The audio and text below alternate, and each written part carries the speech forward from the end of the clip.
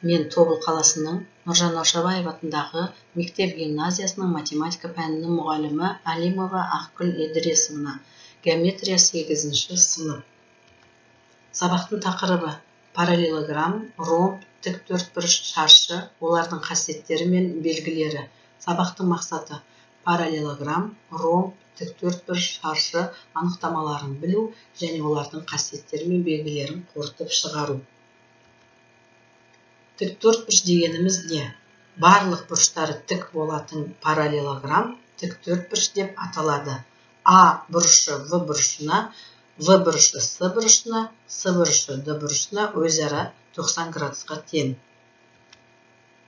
Тіктөртбұрыштың қасиеттері: бірінші, барлық бұрыштары өзара 90 градусқа тең. Екінші, қарама-қарсы қабырғалары өзара тең. АВ СД-ға, ВС АД-ға тең. Үшінші, диагоналдары қиылысу нүктесінде қақ бөлінеді. АО СО-ға, ВО ДО-ға тең. Төртінші қасиеті: тіктөртбұрыштың диагоналдары тең. АС ВД-ға тең. Тіктөртбұрыштың белгілері: егер параллелограммның диагоналдары тең болса, онда ол параллелограмм тіктөртбұрыш болады. АС ВД-ға тең. Тіктөртбұрыштың қасиеттерін қолдана отырып, балалар, біз мына тапсырманы орындайық. Тапсырма: берілгені суретте көріп отырғандай АВСД тіктөртбұрыш, САВ бұрышы 36 градусқа тең. АВ кіші АД-дан.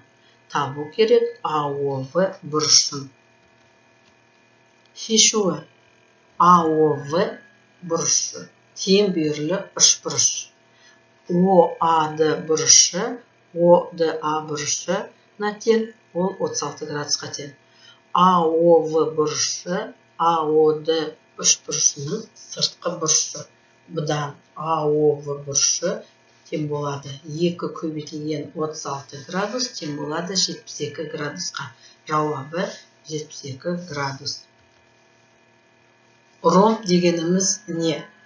Барлық қабырғалары тең параллелограмм ромб деп аталады. Суреттен көріп отырғандай АВ ВС қабырғасына, ВС СД қабырғасына, СД АД қабырғасына тең.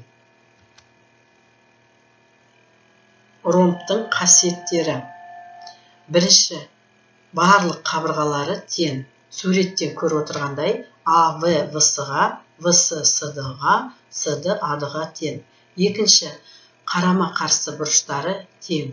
А бұрышы С бұрышына тең болса, В бұрышы Д бұрышына тең. Үшінші қасиеті: диагоналдары қиылысу нүктесінде қақ бөлінеді. АО СО-ға, ВО ДО-ға тең. Төртінші қасиеті: ромбының диагоналдары өзара перпендикуляр, және олар бұрыштардың биссектрисасы болады. АС ВД-ға перпендикуляр, АВО бұрышы СВО бұрышына тең.